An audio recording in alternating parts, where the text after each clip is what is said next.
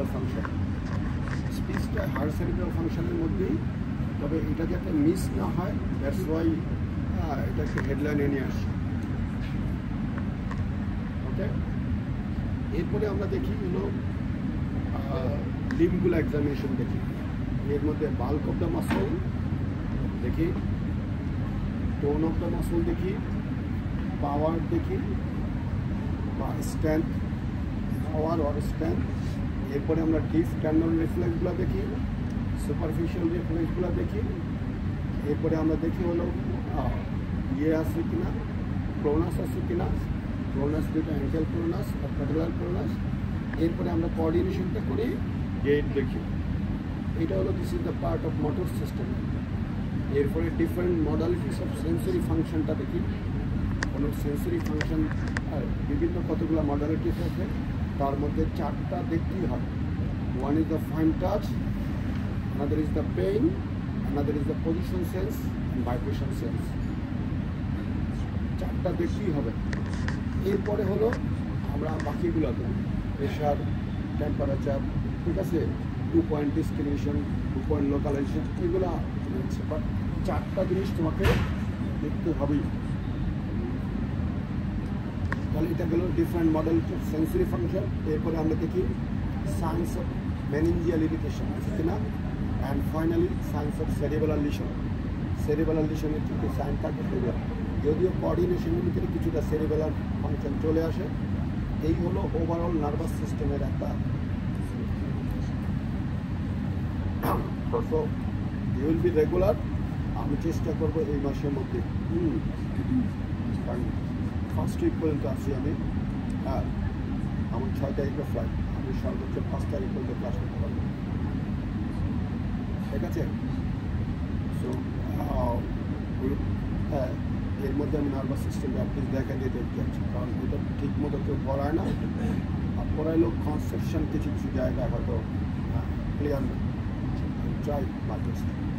এরপরে তোমাদের যদি টাইম থাকে জুলাই মাসে পরে এসে আবার, আমি জুলাই মাসটা থাকবো না, অগাস্টে এসে আবার তোমাদের কি টাইম আছে?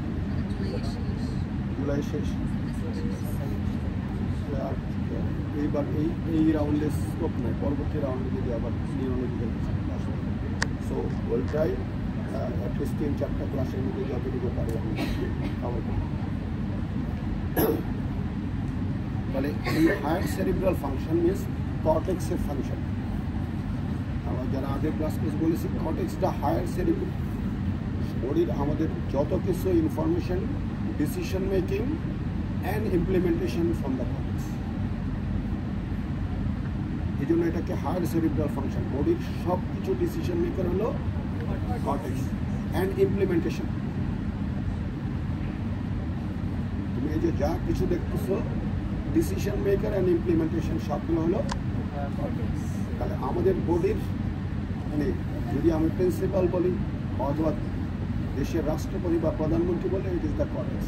তাহলে আমার বডির সব ডিসিশন মেকার হলো কর্টেক্স, এভরিথিং। তাহলে কর্টেক্স যখন, কর্টেক্সের ফাংশন যখন ডিরেঞ্জ হয়ে যাবে, there will be upside down.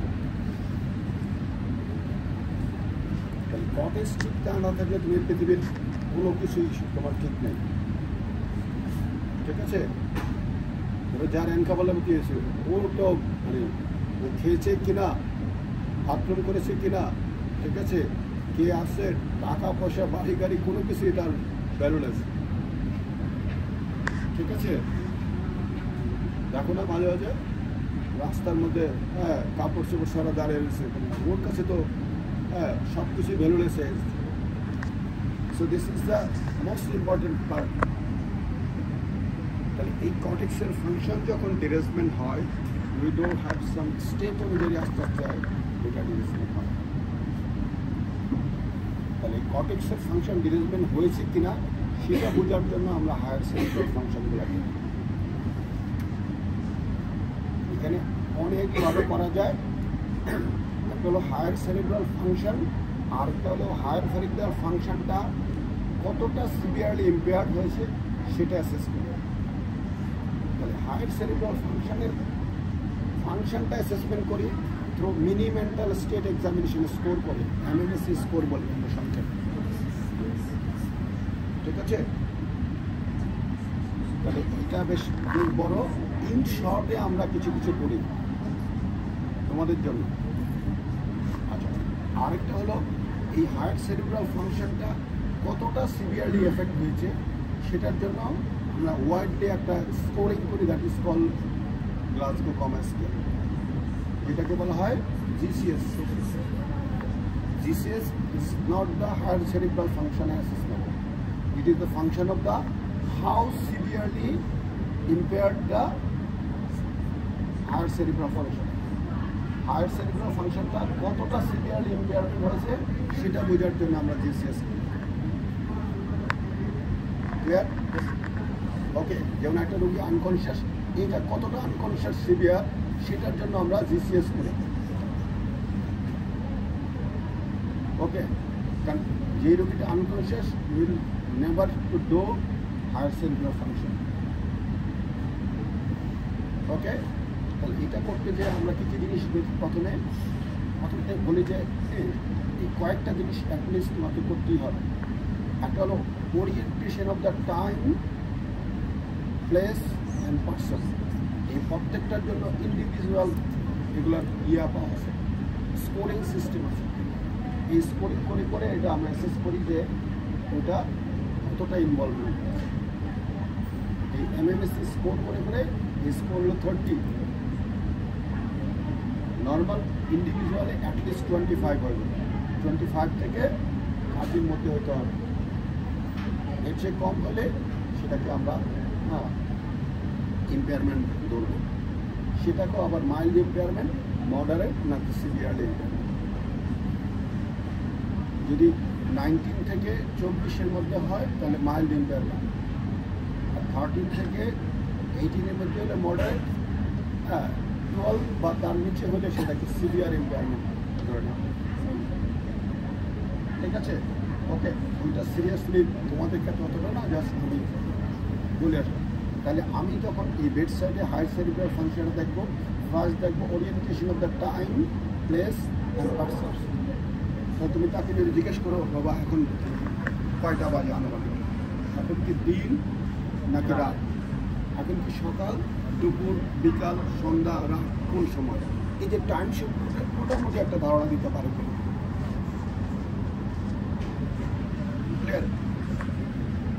এরপরে হলো যে আপনি প্লেস সম্পর্কে, আপনি এখন কোথায় আছেন,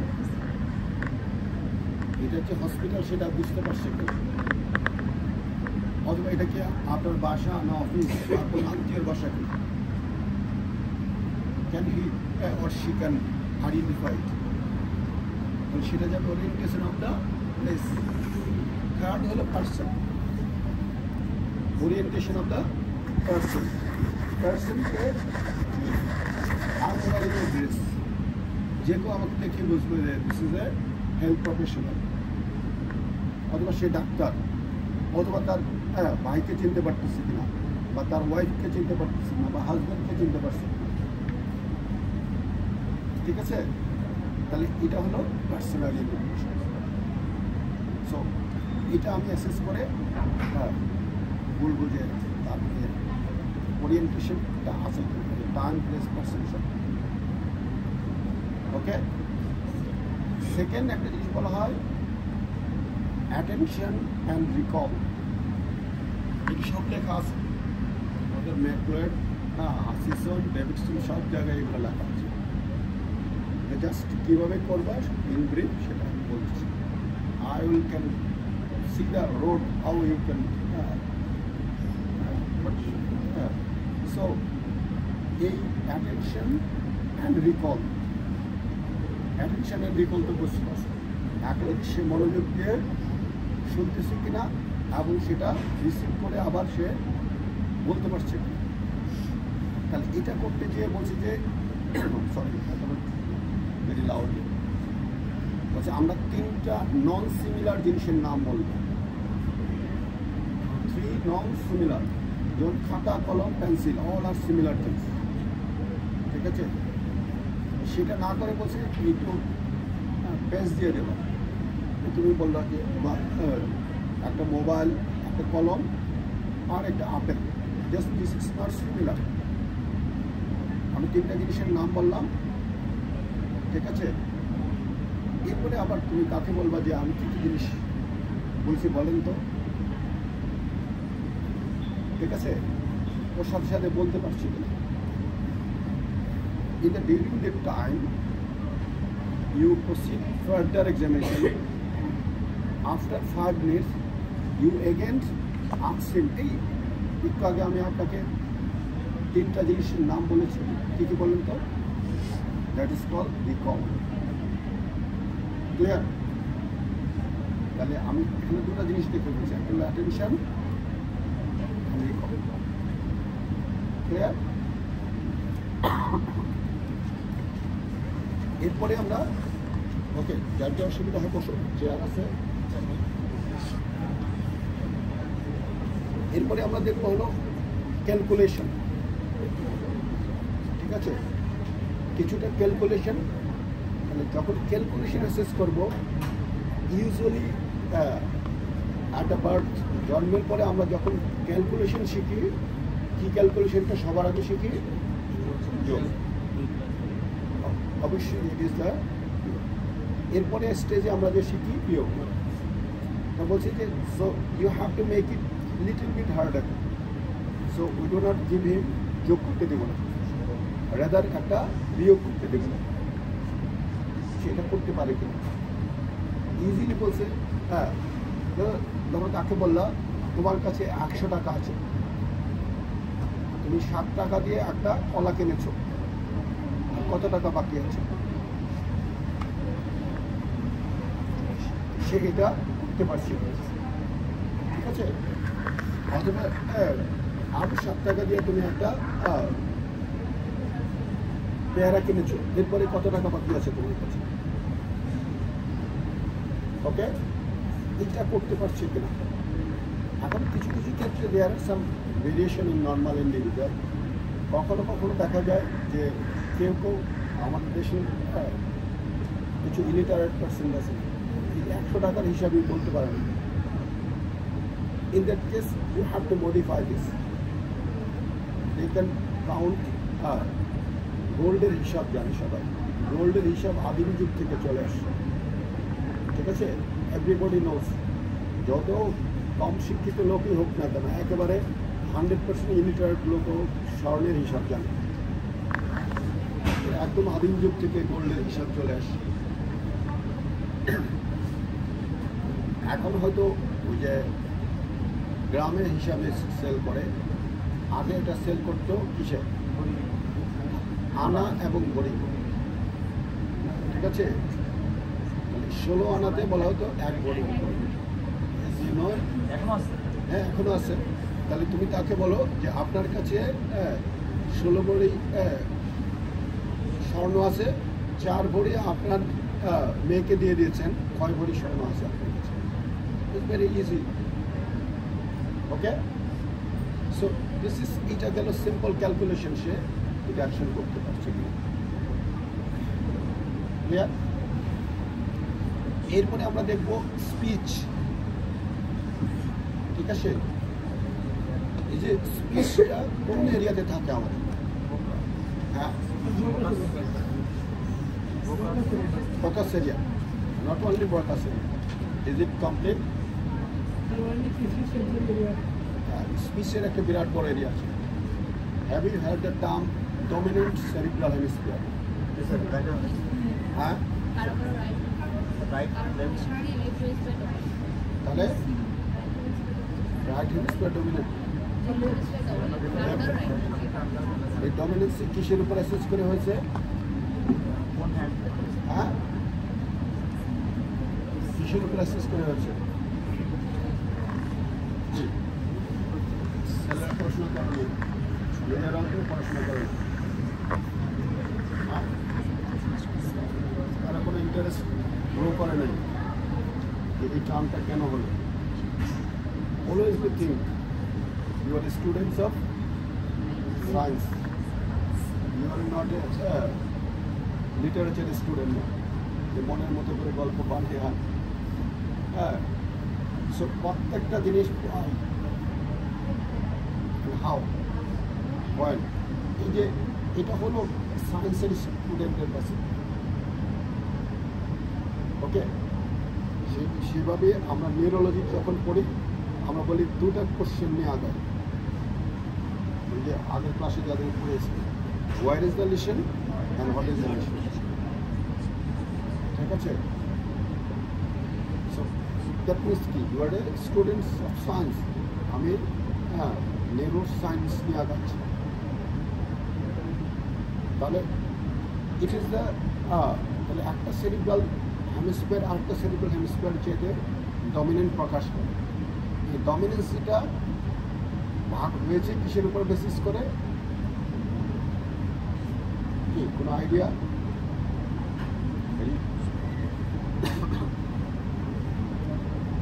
ইন্টেলেকচুয়াল আর কি পড়াইতে এসে দেখো ডমিনেন্ট সেরিব্রাল হেমিস্ফিয়ার আনলাম, কোনটা?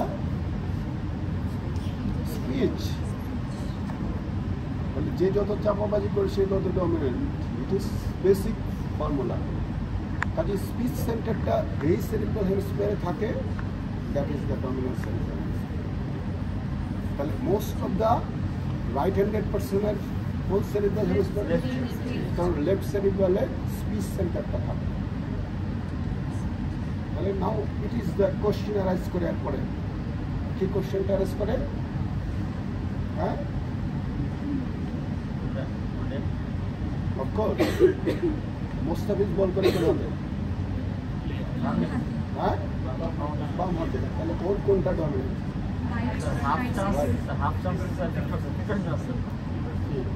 সহজ 50-50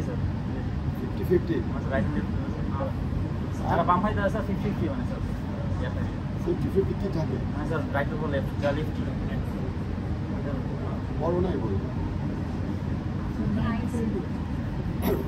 বললাম যে না পড়লে যেটা those who are left handed person, তাদেরও 70% ক্ষেত্রে লেফট সেরিব্রাল হেমিস্ফিয়ারে স্পিচটা থাকে, ঠিক আছে। সেজন্য লেফট সেরিব্রাল হেমিস্ফিয়ারে মোস্ট অফ দ্য টাইম এটা ডমিনেন্ট। এটা এত সহজ না যে যারা লেফট হ্যান্ডেড তাদের রাইট সাইডে থাকে, ঠিক আছে।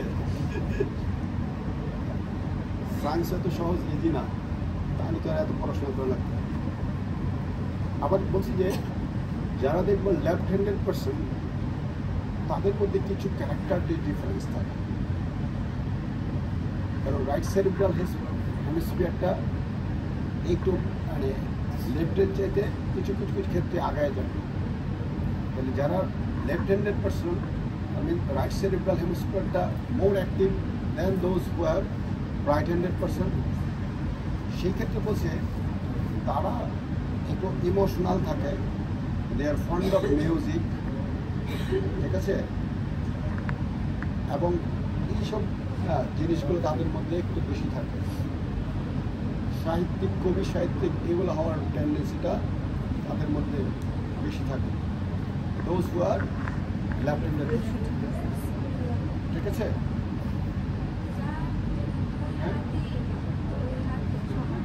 হ্যাঁ, দুই হাতই সমান থাকে, ইটস ডিপেন্ড করবে, but it is the before the 5 years।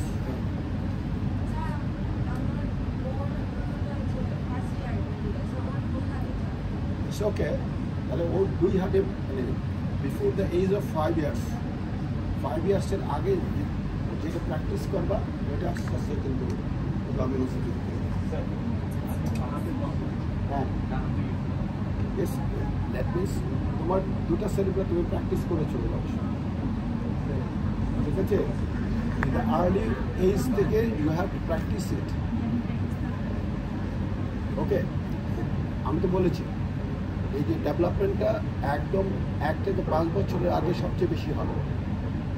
ওই সময়ে বাচ্চাদেরকে যেভাবে লার্ন করানো হয় কিছুটা মডিফিকেশন করা যায়। This is called neuronal plasticity, ঠিক আছে। এটা ওই যে ছোটোবেলার, তাহলে বাবা মাদের রোলটাই হলো এখানে। আর এটা বলছি যে বাচ্চা সেলফ ছোটোবেলা থেকে নিজে নিজে কাজগুলো করে তাদের ডেভেলপমেন্টটা মোর ম্যাচিউর অ্যান্ড মোর রানিং হয়। এটা তোমরা নিজেরাও জানো। আর যেগুলো বাবা মা সব করে দেয় ওদের ডেভেলপমেন্ট লেট হয়, ডিসিশন মেকারগুলা তারা ডিলে হয়। ওকে, আচ্ছা নেক্সট। তাহলে এই যে তাহলে স্পিচ সেন্টারটা থাকে কোথায়? একটাকে বলা হয় মোটর স্পিচ এরিয়া, আর এটা হলো সেন্সরি স্পিচ এরিয়া। এই যে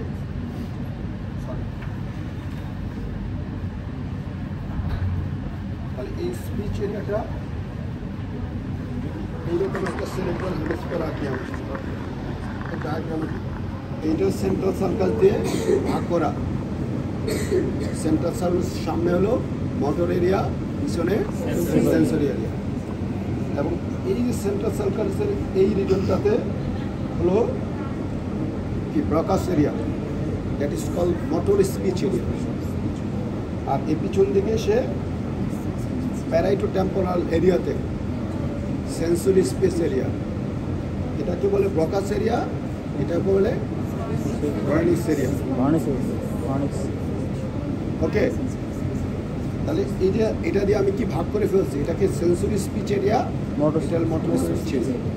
এখানে হলো রিসিভ করে সব, রিসিভ অ্যান্ড আন্ডারস্ট্যান্ডিং এই এরিয়াতে। ওকে, আর এই এরিয়া দিয়ে এক্সপ্রেস করে আমি স্পিচ বলে। এই যে আমি বলতেছি কোনটা এরিয়া দিয়ে আমার এই জায়গাটাতে কাজ করতেছে, ঠিক আছে? আর আমি বললাম এই তোমার নাম কি? তা ও যে রিসিভ করেছে, এই রিসিভ করে এইটা ইন্টেলেকচুয়াল রিসিভ করেছে এখানে। তাহলে এই ইনফরমেশনটা এখানে চলে গেছে, এখানে রিসিভ করে ও ইন্টারেক্ট করেছে, ইন্টারপ্রিটেশন করে ও কনটেক্সট ডিসিশন নিয়েছে যে স্যার আমাকে কি জিজ্ঞেস করেছে। দেন হি গিভস ইনফরমেশন মোটর এরিয়াকে যে স্যার আমার নাম জিজ্ঞেস করছে, আমার নামটা বলে। ক্লিয়ার? Is it clear? তাহলে দেখো এখন যদি এই এরিয়াটা ড্যামেজ হয়ে যায় কি হবে? তাহলে সে বলতে পারবে না, বাট হি ক্যান আন্ডারস্ট্যান্ড। তুমি যদি তাকে জিজ্ঞেস করো এই বাবা আপনার নাম কি, ও আর বলতে পারছে না, জানে। কিন্তু এই এরিয়া যদি ঠিক থাকে সে তো জানে তার নামটা, হি ক্যান রাইট, লিখে দিতে পারবে আমার নাম আব্দুর রহিম বা করিম, যাই হোক। ঠিক আছে? ক্লিয়ার? তখন যখন সে এটা বলতে না পারবে তখন আমরা কমান্ড দিই যে আপনার বাম হাতটা উঠান তো। ঠিক আছে? তাহলে ও যদি বাম হাতটা উঠাইতে পারে তাহলে দ্যাট মিনস কি তার এই এরিয়া ইনট্যাক্ট। ক্লিয়ার? ওকে, সবাই ক্লিয়ার তো? ধরো বাম হাতটা আমি উঠে না বলে, ডান হাত উঠাইতে না বলে বাম হাত কেন উঠাইতে পারলো? হ্যাঁ, মোস্ট অফ দ্য টাইম বলেছি তো, যদি এই জায়গায় লিশন হয় তার রাইট সাইডে হেমিপ্যারেসিস থাকবে, রাইট সাইডে হেমিপ্যারেসিস থাকলে সে ডান হাত উঠাইতে পারবে না। তাহলে তো তোমার মিস ইন্টারপ্রিটেশন হয়ে যাওয়ার চান্স আছে। ক্লিয়ার? অথবা আপনার জিব্বাটা দেখান তো, হাত করে জিব্বাটা বের করে দেখান। দ্যাট মিনস তুমি ইনস্ট্রাকশনটা প্রপারলি দিতে হবে। ওকে, আচ্ছা এরপরে যদি এইটা ঠিক থাকে এইখানে চলে যায় তাহলে কি হবে? সে বুঝতে পারবে না, বাট সে অনারেবল কিছু কিছু বলে যাচ্ছে যেটা কোঅর্ডিনেটেড হবে না। ঠিক আছে? ওকে, আমি জিজ্ঞেস করলাম বাবা আজকে সকালে খেয়েছেন, সে উল্টা পাল্টা বলে যাচ্ছে, হ্যাঁ আমার তো বাড়ি যায় না, এখানে কে আনছে, আমি কি করেছি। তাহলে কি this is not a coordinated, that mean তার রিসিপশনটা ঠিক নাই। ক্লিয়ার? Is it okay? তাহলে রিসিপশনটা তার ঠিক নাই। আর যদি তাহলে এইটাকে যদি লস হয় তাহলে কি আমরা বলি কনটেক্সটে যখন কোনো লিশনের কারণে স্পিচের প্রবলেম হয় that is call Dysphagia.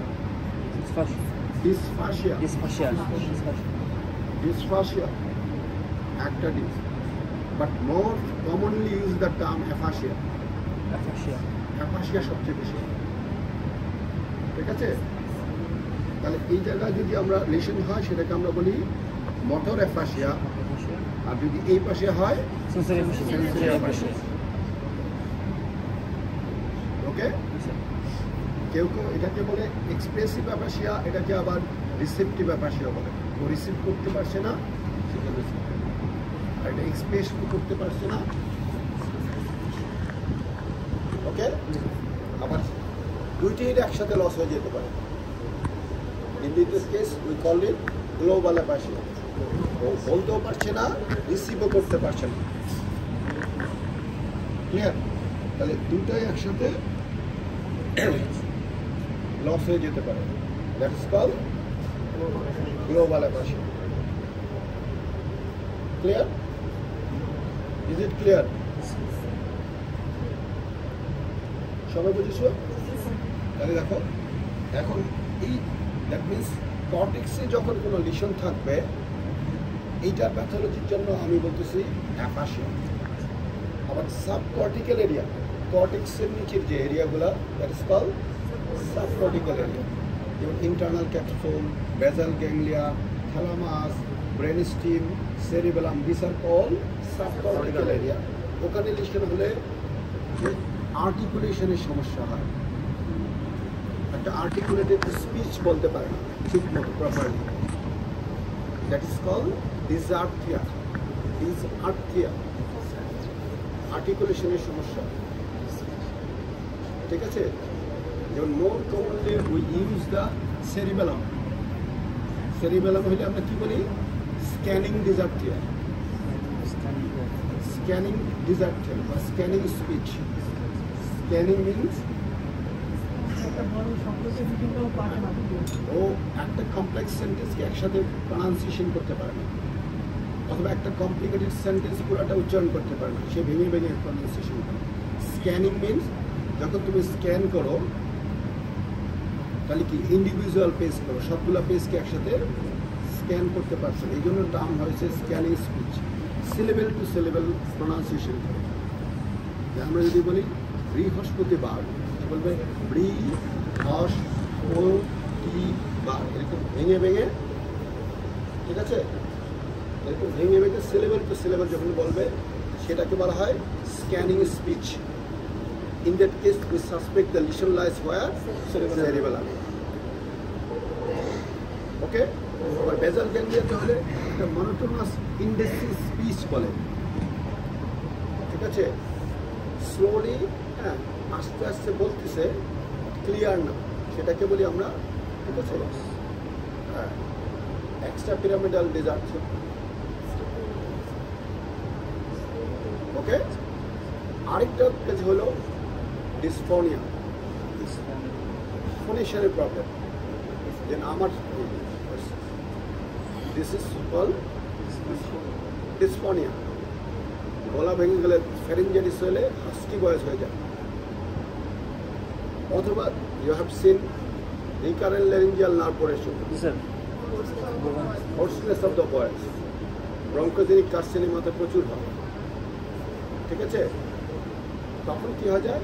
Hoarseness of the voice. This is called dysphonia. তাহলে 3D এটাকে বলা হয়, 3টা D। একটা হলো ডিসফাসিয়া or aphasia, dysarthria, dysphonia. These are called 3D. ওকে, এবং 3টা আলাদাভাবে ভাগ করে দিয়েছে। তুমি যদি বলে দাও যে স্যার এই রোগীর ডিসফোনিয়া আসে, তাহলে আমি ধরে নেব লিশন ইজ ইন দেয়ার, এই ভোকাল কর্ড অথবা রিকারেন্ট ল্যারিঞ্জিয়াল নার্ভ লিশন। তাহলে তুমি কিন্তু what you are identify, where is the lesion, তুমি বলে দিচ্ছ, ঠিক আছে? আর যদি তুমি বলো যে না আমার ডিসআর্থিয়া আছে, তাহলে আমি ধরে নিচ্ছি সাবকর্টিক্যাল কোনো একটা এরিয়াতে লিশনটা। আর যদি বলো ডিসফাসিয়া or aphasia আছে, তাহলে where is the lesion? Clear? Ultimately তুমি কি করতেছো, where is the destination. Clear? Is it ওকে?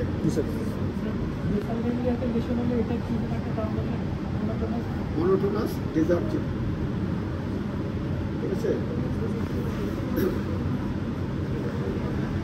ওকে, তাহলে এই হলো মোটামুটি স্পিচটা। আরও অনেক কিছু আছে তোমাদের জন্য লেভেলে ওটা করার দরকার। এরপরে আমরা দেখব মেমোরি অ্যান্ড ইন্টেলেকচুয়াল, ঠিক আছে? Very important part. এই মেমোরিটাকে আমরা তিনটা ভাগে ভাগ করি। Okay, memory and intellectual, emotion, affection, আমি আগের ক্লাসে বললাম এইসব কোন জায়গার এরিয়ার কাজ? Temporal lobe. টেম্পোরাল লোবের হিপোক্যাম্পাল অ্যান্ড প্যারাহিপোক্যাম্পাল জায়গাটা হলো এই যে মেমোরি স্টোর করে রাখে। What you are learning from the birth, every day we are learning some information, এবং সেটাকে আমরা সামারাইজ করে আমাদের মেমোরিতে ওখানে রেখে দিচ্ছি। ক্লিয়ার? তাহলে ওখানে স্টোর হাউসে সেটা আমাদের ফ্রম বার্থ, জন্মের পর থেকে প্রতিদিন আমরা কিছু কিছু জিনিস শিখছি, সেই ইনফরমেশনটাকে স্টোর করে ওই এরিয়াতে রেখে দিচ্ছি। কোনো প্রবলেম? হ্যাঁ, বসো, এখানে বসো, এখানে বসো, নাহলে ওটা একটু চেয়ার দেবো।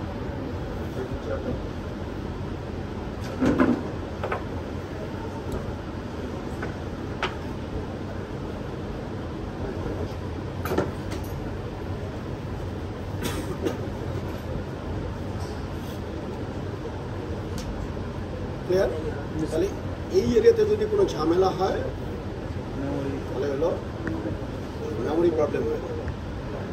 একটা গ্রুপ হয় এলডারলি গ্রুপে হয় কমনলি, ঠিক আছে? সেটার হলো এই যে কেন হয় সেটা, যেমন ওর মোবাইল, তুমি কি ভিডিও করতেছো,